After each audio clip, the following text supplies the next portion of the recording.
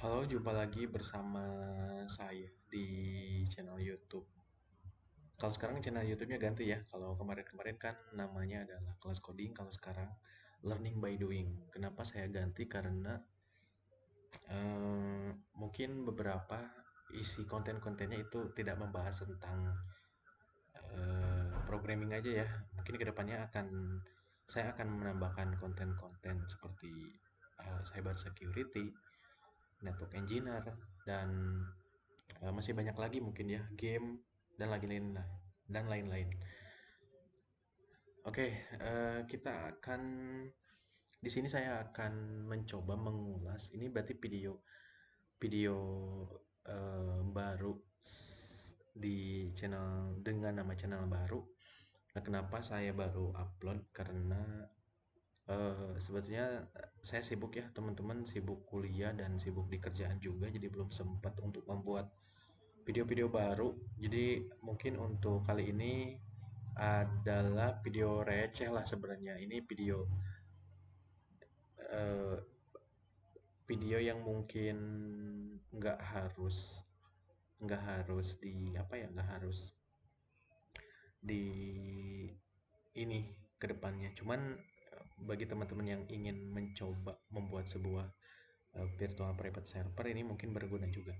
Oke, ini langsung aja kita akan coba mereview Pulter ya. Jadi ini langsung langsung aja ya kita ke Pulter. Nah, ini si Pulter ini apa sih? Jadi Pulter ini adalah perusahaan penyedia layanan cloud skala nasional, skala internasional ya, karena ini di luar negeri atau basisnya itu di USA atau Amerika Serikat.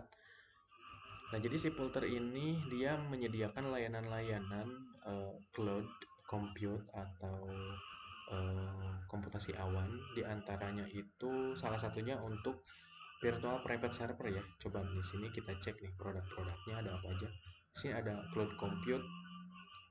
Nah, ini untuk share CPU and dedicate CPU virtual machine. Nanti kita akan coba untuk membuat ini ya, membuat VPS di produk cloud compute.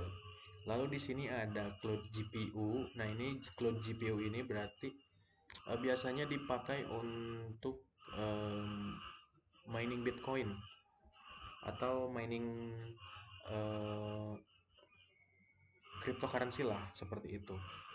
Nah, ini bisa menggunakan ini cloud GPU. Jadi misalkan teman-teman tahu dan ngerti eh, mining apa mining Bitcoin itu seperti apa. Dan jadi kalau mining Bitcoin itu kan pasti kita membutuhkan PGA atau GPU banyak ya gitu. Banyak karena dia memakan GPU yang sangat besar gitu. Nah, kalau teman-teman nggak punya gimana? Ya berarti teman-teman bisa menggunakan ini cloud GPU. Nah, jadi dia basisnya itu virtual. Tetap kita bisa menggunakan cloud GPU untuk mining. Lalu ada Kubernetes. Ini Kubernetes itu ketika aplikasi teman-teman itu berbasis kontainer ya. Jadi kayak di dalamnya itu fitur-fiturnya itu memang terpisah. Contohnya misalkan kalau di apa ya, kalau di e-commerce itu kalau di Shopee kan biasanya kalau sekarang nih Ramadan itu biasanya ada fitur khusus Ramadan sale seperti itu. Atau misalkan kalau apa ya, ada fitur-fitur kayak misalkan ada pay later, ada banyak lagi lah. Itu kan berbasis ini ya. Jadi biasanya menggunakan Kubernetes itu lebih enak sih. Lalu ada cloud storage. Ini cloud storage ini yang berarti penyimpanan awan ya. Kalau kalau di Google itu ya namanya Google Drive lah. Google Drive ada apa lagi ya? Terabox seperti itu. Cuma ini versi berbayar. Lalu selanjutnya di sini ada apa lagi nih? Ada cloud inference. Ini untuk global AI model deployment. Ini kalau misalkan teman-teman ingin mengembangkan sebuah artificial intelligence atau machine learning itu bisa menggunakan ini nih cloud inference. Ini lebih lebih kayaknya sih lebih lebih apa ya, lebih cepat gitu untuk menangkap apa yang si user itu inginkan. Lalu ini ada manage database ya, untuk database lah. MySQL, ada PostgreSQL, ada Redis, ada DB, ada PostgreSQL juga. Lalu eh, ini kurang ya sebenarnya, di sini harusnya ada apa ya, ada apa ya disebutnya tuh, ada MongoDB. Kalau di sini kayaknya belum ada nih di manage database si Pulter. Ada networking, ini networking ya untuk jaringan gitu. Kayak misalkan di sini CDN, Content Delivery Network, ada load balancer, ada direct connect. Lalu yang terakhir ini yang terbaru ya, ada bare metal. Nah, bare metal ini biasa digunakan oleh apa ya, digunakan oleh perusahaan atau oleh instansi yang dimana dia itu ingin nge-manage satu server. Jadi dia kayak misalkan saya ingin punya ruangan khusus. Nah, ini bisa menggunakan bare metal. Jadi kita bisa manage servernya, lalu kita bisa manage apa, CPU, GPU, virtual machine dan lain-lain lah seperti itu. Jadi ini kayak misalkan kita ngontrak aja gitu. Kita punya kontrakan lah seperti itu, bebas. Nah, ini sebenarnya, nah ini solutionnya. Di sini ada use case ya. Use case ini Cloud VPN ini bisa, lalu game development. Kalau misalkan teman-teman tertarik di game development, ini bisa teman-teman build di sini nih di Filter. Lalu ada web and mobile apps juga sama, ML, machine learning atau AI. Lalu di sini ada solusi yang dihadirkan itu ada one click deploy katanya di sini WireGuard. Jadi dia udah terotomat terotom apa ya disebut?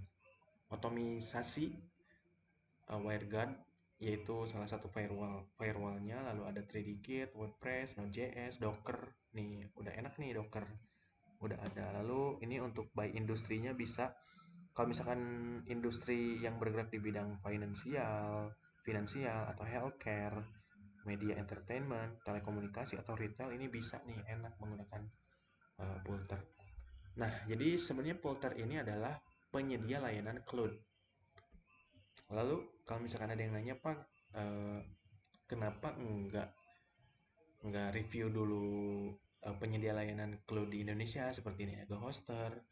Banyak ya, Indonesia juga ada Niaga Hoster, ada ID Cloud Host, ada apa lagi ya, ada Hostinger, ada Rumah Web, banyak lah, banyak sekali di Indonesia penyedia layanan cloud dan itu bagus-bagus gitu. Nah, di sini tapi saya mau kedepannya mungkin nanti saya akan coba review ya satu-satu. Tapi di sini akan saya reviewnya di skala internasional dulu gitu menggunakan Pulter.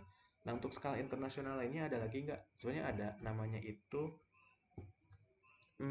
Digital Ocean.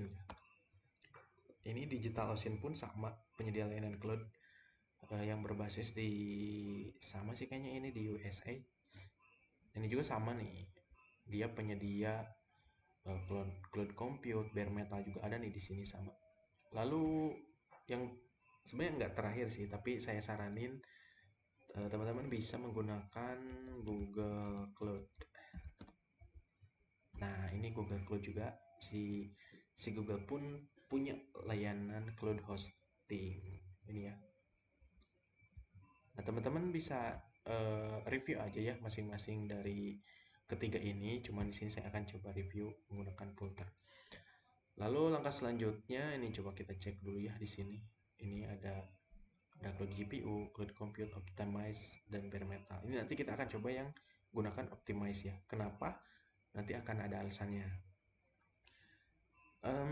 Teman-teman kalau misalkan tertarik dengan Polter, teman-teman bisa sign up dulu. Di sini ada sign up, lalu masukkan email yang aktif karena nanti ada notifikasi verifikasi ke email teman-teman. Lalu ini passwordnya, ini bukan password email ya, tapi password si Polternya. Jadi nanti teman-teman bikin gitu. Nah, setelah create, nanti teman-teman login aja gitu. Nanti teman-teman login di sini. Setelah login, nanti teman-teman akan disuguhkan dengan satu apa ya disebutnya, satu fitur dimana teman-teman harus kayak top up dulu, kalau nggak salah sekitar $5 gitu. Ya top up sekitar $5 untuk nantinya bisa teman-teman pakai, ya pakai untuk nge-create server ya tentunya. Nah, jadi karena saya sudah punya akunnya, ini saya pindah yang udah punya akun. Nah, ini teman-teman, tadi barusan kan saya sudah singgung ya terkait dengan top up. Ini saya cek nih di sini di akun. Nah, jadi untuk Pulter atau Digital Ocean ataupun Google Cloud ya, kalau kalau dulu sih saya review Google Cloud pun sama, jadi harus top up dulu. Nah, kalau untuk layanan cloud di luar negeri itu teman-teman harus menggunakan dolar. Nah, bagaimana caranya kita mentop up gitu, ngetop up rupiah kita ke dolar? Sebenarnya banyak untuk caranya. Yang pertama mungkin teman-teman bisa pakai PayPal, bisa pakai credit card atau kartu kredit yang memang sudah terintegrasi dengan Visa ya. Ingat, harus sudah terintegrasi dengan Visa. Jadi misalkan teman-teman punya apa credit card, contoh ya misalkan Mandiri, tapi Bank Mandirinya ini udah bisa dipakai di luar negeri, nah itu bisa. Nah, di sini teman-teman, saya sarankan kalau misalkan pengen lebih simpel dan gak ribet, itu teman-teman bisa menggunakan Jago ya, Bank Jago. Itu saya juga di sini menggunakan Bank Jago. Karena Bank Jago itu simpel aja gitu. Teman-teman tinggal isi Bank Jagonya, lalu nanti tinggal masukin nomor kredit card di si akun teman-teman di Pulter, dan otomatis nanti teman-teman tergantung teman-teman pengen top upnya berapa, otomatis saldo Jago Bank Jagonya itu akan terpotong tanpa teman-teman harus kesini dulu seperti itu ya. Nah, selain Bank Jago juga bisa menggunakan Genius, sama Genius juga gitu. Nah, contoh ya, misalkan saya mau, nah di sini nanti teman-teman isi nih di billing di My Credit. Misalkan teman-teman pilih yang credit card atau teman-teman bisa pilih yang PayPal. Tapi PayPal ini agak sedikit ribet ya, mending pakai credit card aja deh gitu. Teman-teman isi bisa dari Bank Jago atau Geniusnya atau yang lainnya, lalu di sini teman-teman bisa pilih choose payment amount-nya. Misalkan ada $10, berarti $10, $25, atau bisa teman-teman order ya. Misalkan mau $5 gitu. Mau $5 atau $1 gitu. Ya berarti hitungan dolarnya untuk saat ini sih sekitar kurang lebih 16.000 ya. Kurang dari 16.000, 16.000 lah. 16.000 $1. Jadi teman-teman nanti tinggal konversi aja tergantung kebutuhan ketika ingin ngebuild servernya seperti itu. Karena di sini saya masih ada nih $7 lagi. Ini bekas kemarin saya membuat server untuk aplikasi. Jadi itu untuk eh, top up dari si polternya. Jadi intinya polter ini, kalau misalkan teman-teman ingin nge-top up itu menggunakan Bank Jago atau Genius itu lebih simpel. Jadi polter ini nggak bisa ya kalau misalkan top up dari Dana atau dari GoPay langsung ke polter tuh nggak bisa gitu. Jadi itu aja lah intinya. Oke, kita balik lagi ke tampilan awal di sini. Kita akan coba langsung create ya. Di sini ada button deploy. Jadi teman-teman silahkan diklik aja, nanti klik deploy. Nah, oke. Nah, di sini ada 4 ya. Seperti yang di tampilan awal atau halaman awal, ada optimize cloud compute, ada cloud compute atau CPU, ada cloud GPU dan bare metal. Ini udah saya jelasin ya, kayak cloud GPU ini untuk apa, cloud compute share CPU untuk apa. Tapi teman-teman di sini ada deskripsinya kok. Kalau misalkan teman-teman masih bingung ya perbedaan antara empat ini. Oke. Untuk optimize cloud compute ini katanya virtual machine for more demanding business app atau lain-lain. Jadi virtual machine ini untuk apa ya? Untuk pemakaian aplikasi bisnis dan lain-lain, aplikasi yang banyak orang akses lah seperti itu ya. Production website atau CI/CD, video transcoding or large database. Ya intinya yang memang membutuhkan resource yang besar dan dan bisa menampung user dengan banyak. Maksudnya menampung itu user itu bisa eh, online atau bisa menggunakan aplikasi teman-teman itu secara bersamaan. Nah, kalau misalkan ada 500 sampai dengan 1000 atau lebih user, nah itu saya sarankan menggunakan Optimize. Kalau cloud compute itu katanya di sini virtual machine for app with bursty performance dan lain-lain, low traffic, website, blog, CMS, dev atau test, environment, and small database. Ini udah jelas ya. Ya teman-teman kalau misalkan menggunakan cloud compute, ini si cloud compute ini hanya bisa menangani aplikasi-aplikasi atau database dan lain-lain sebagainya seperti itu ya teman-teman, yang memang resource-nya itu nggak terlalu besar, lalu yang aksesnya itu tiap harinya atau tiap detik, tiap menit, tiap jamnya itu tidak banyak seperti itu. Contoh misalkan aplikasi ya kayak si rekap yang memang ngerekapnya oleh si perusahaan itu sendiri tanpa campur tangan user lain seperti itu bisa menggunakan cloud compute. Tapi kalau misalkan untuk aplikasi yang untuk digunakan untuk orang banyak, nah ini kayaknya tidak disarankan nih untuk cloud compute.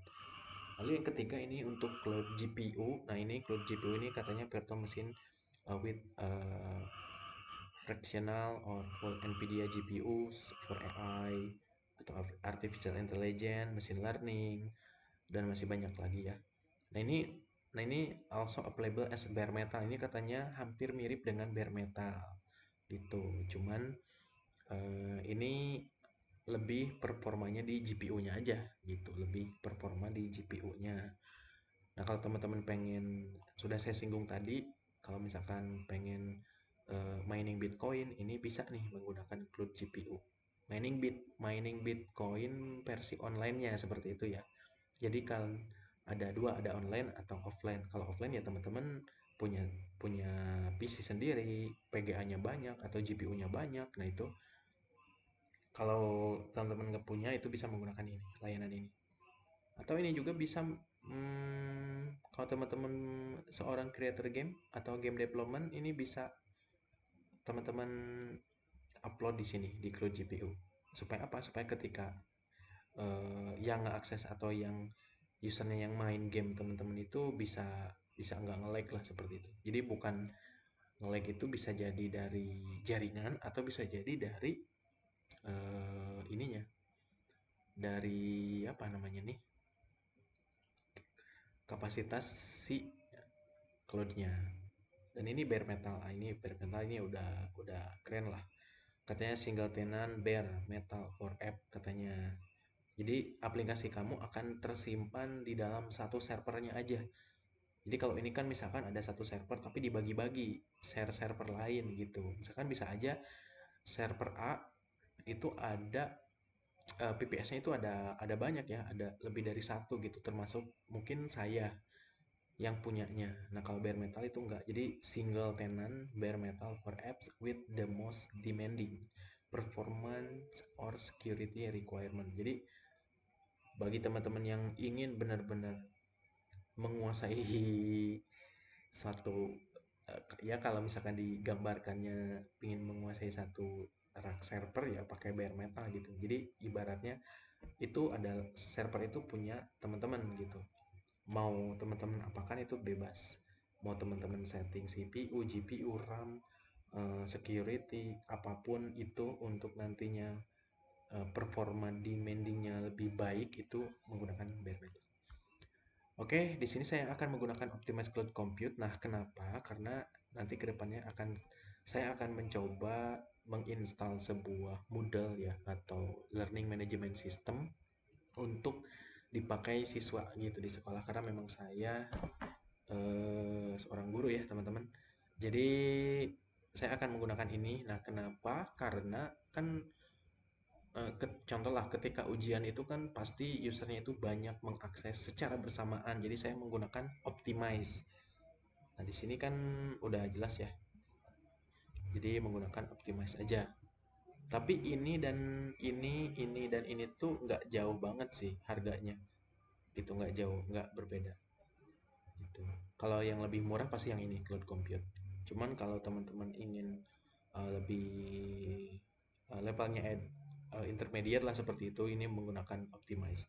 Oke, jadi saya menggunakan ini untuk membuat learning management system atau LMS. Lalu teman-teman bisa pilih lokasinya. Ini saya lokasinya ada di Asia, lalu saya pilih yang Singapura karena apa? Karena dekat dengan Indonesia. Kalau teman-teman milihnya yang di misalkan di Amerika, itu biasanya traffic dari bandwidth-nya itu akan turun terus karena jauh ya gitu. Jadi usahakan yang dekat aja. Kalau teman-teman adanya apa posisinya lagi di Korea ya pakainya yang ini yang Korea. Oke, di sini saya menggunakan Singapura, lalu ini choose image. Nah, ini untuk choose image ini ada dua operating operating system ya atau sistem operasi. Yang pertama ada Linux atau basisnya Unix dan yang kedua ada Windows. Oke, yang pertama dulu kita akan bahas mengenai yang sistemnya Unix ya atau Linux. Di sini ada banyak, ada Alma Linux, Alpine, Arch, CentOS, Debian, Fedora dan masih banyak lagi. Nah, perlu teman-teman ketahui, kebanyakan orang ketika nge-build atau nge-create server di sistem operasi Unix itu kebanyakan orang makanya yang pertama ya CentOS atau CentOS, lalu ada Debian dan ada Ubuntu.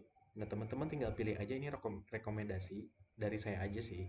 Tapi kalau teman-teman pengen Alma Linux itu nggak jadi masalah ya. Nah, di sini saya merekomendasikan tiga aja, CentOS, Debian, dan Ubuntu. Oke, versi yang akan saya pakai yaitu Ubuntu dengan versinya yaitu 22.04 LTS 64 bit. Oke, lalu selanjutnya di sini teman-teman bisa langsung menginstal. Ketika install sistem operasi akan langsung diinstalkan aplikasi. Misalkan teman-teman pengen install WordPress, lalu ada panel ya, si panel ada Flash, ada Cloud Panel, ada si panel, ada Cyber Security, ada VPN, ini ada Node.js, ini juga sama, Anaconda, Miniconda, lalu ada Steam. Nah, ini teman-teman bisa cek ya. Kalau misalkan teman-teman pengen menggunakan Steam, Steam punya temen itu di PPS, itu nih di sini ada on Arch Linux katanya. Jadi rekomendasinya menggunakan Arch Linux yang ini. Kalau misalkan teman-teman pengen langsung diinstal CyberPanel atau si panel nih, di sini ada on Rocky, ada on Ubuntu. Ini yang rekomendasi ya, rekomendasi. Tapi sebenarnya semuanya juga bisa dipakai di sistem operasi Unix gitu. Ini hanya rekomendasi aja yang disediakan oleh si Polter. Tapi ini saya nggak pakai ya untuk manajemen panelnya. Ini akan saya install secara manual aja. Nanti kalau misalkan teman-teman udah bisa install secara manual, nanti tinggal install secara otomatis aja sih, tinggal dipilih aja sebenarnya. Oke, ini marketplace saya nggak isi, lalu ini upload ISO. Kalau misalkan teman-teman punya sistem operasi sendiri nih yang teman-teman kembangkan, ini bisa menggunakan ISO teman-teman gitu, tinggal di-upload. Lalu ini ada ISO library, ini saya kurang ngerti ya ISO library itu untuk apa. Mungkin teman-teman yang tahu bisa di komen di kolom komentar. Lalu di sini ada backup. Nah, ini backup ini untuk nantinya di-upload lagi. Contoh nih, misalkan teman-teman udah bikin PPS server. Lalu teman-teman pengen nyudahin PPS servernya nih karena nggak dipakai. Kan kalau nggak dipakai tetap ya hitungan costnya itu tetap jalan gitu. Nah, teman-teman bisa destroy aja atau delete. Nah, sebelum delete teman-teman backup dulu seperti itu. Nah, nanti hasil backupannya otomatis kan ke download. Nah, kalau misalkan teman-teman mau aktifin lagi atau mau nge-create lagi, nggak harus dari awal, tinggal upload aja backupannya seperti itu. Ini untuk snapshot ya, untuk snapshot sih. Oke, jadi di sini saya menggunakan sistem operasi aja. Lalu di sini ada 4 karena kita akan optimize ya. Karena di sini saya menggunakan optimize. Jadi di sini ada 4, ada general purpose, ada CPU optimize, memory, dan storage. Nah, untuk general ini secara general aja gitu. Kayak misalkan nanti semua kena gitu. Lalu selanjutnya di sini ada CPU. CPU ini untuk performa CPU-nya lebih powerful aja gitu. Kalau misalkan di sini kan saya mau apa ya? Pasti usernya banyak nih. Katakan di sekolah saya itu usernya ada sekitar 1.300-an. Kalau login secara bersamaan itu pasti membutuhkan performa yang lebih tinggi di CPU. Jadi saya menggunakan CPU gitu. Ini untuk memori dan ini untuk storage. Ya, storage yang untuk penyimpanan. Kayak penyimpanan kayak upload kayak gitu. Upload yang berat-berat ya kayak video segala macam kayak YouTube lah. Ini biasanya kayaknya storage optimize. Saya menggunakan CPU optimize. Di sini ada beberapa pilihan. Ada 25 GB NVMe dengan ininya. CPU-nya adalah 1 core, memorinya 2 GB, lalu storage-nya 25 GB M2 ya. Bandwidth-nya itu nih 40 terabyte dengan harganya itu $80 per bulan atau 0,042 per jam. Ini sekitar berapa ya? 1.000 kali ya? Enggak nyampe kayaknya. Ya sekitar 1.000 per jam. 1.000 rupiah per jam lah. Lalu ini banyak ya teman-teman, kalau misalkan teman-teman nanya untuk user 500 atau 300 ke atas itu saya saran 300 sampai 500. Untuk 300 itu bisa menggunakan yang ini, yang 2 core. Lalu untuk yang 500, 300 sampai 500 bisa menggunakan yang 4 core, dan yang kalau 1000 itu bisa menggunakan yang 8 core ya. Kalau lebih dari 1000 ya bisa menggunakan 16 atau 32 core. Ini semakin gede core-nya ini semakin lumayan juga nih, 720 per apa nih per eh, bulan. Di sini saya pakai yang ini aja, yang 2 core ya, sekitar $40. Coba kita konversikan dulu ya, dolar ke rupiah. Misalkan saya punya 40, ya sekitar ini, sekitar 634 ya, $635, 635.000 berarti sebulan untuk penggunaan yang 2 core. Oke, ini saya pakai yang ini aja. Setelah itu ini auto backupnya saya matikan karena lumayan ya, $8 per bulan. Jadi pas nih, $40 per bulan. Kalau udah, ini kalau teman-teman pengen mengaktifkan IP versi 6 bisa nih, gratis. Lalu DDoS protection ini $10. Lalu limited user login, nah ini teman-teman bisa centang aja ya, karena ini free. Tapi nggak saya centang deh. Ini virtual private cloud, ini enggak. Jadi intinya nggak ada yang saya centang. Lalu selanjutnya di sini kalau misalkan teman-teman punya firewall sendiri nanti tinggal masukin aja. Lalu di sini kalau punya SSH sendiri tinggal masukin aja. Di sini saya by default aja, ini saya kosongin. Lalu di sini saya kasih nama untuk server hostname-nya yaitu learning by doing VPS. Oke, seperti ini. Kalau udah tinggal di deploy. Nah, ini tunggu install. Ini lagi proses instalasi ya. Teman-teman tinggal nunggu aja sih sebenarnya. Nanti otomatis akan jadi VPS-nya tanpa teman-teman harus setting sistem operasi Linux-nya, tanpa harus setting jaringannya, tanpa harus setting CPU, memori dan lain-lain seperti itu. Jadi tinggal tunggu aja sampai dengan selesai. Nanti kalau udah selesai otomatis di sini akan running tulisannya. Nah, ini udah running nih. Ini udah running.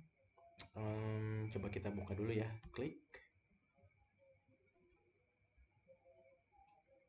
Nah, ini sebenarnya belum jadi sepenuhnya. Di sini ada tulisan your server may still be finishing installing and booting up during the first few minutes of activation. Katanya kita membutuhkan beberapa menit untuk aktivasi si servernya supaya instalasi dan bootingnya selesai dengan sempurna seperti itu. Nah, kalau pengen ngecek progresnya tinggal view console atau diklik yang ini, view console. Nah, ini ya lagi proses installing. Coba saya close lagi. Nah, ini ya lagi proses tuh. Ini udah otomatis nih diinstalkan. Nah, di sini udah ada.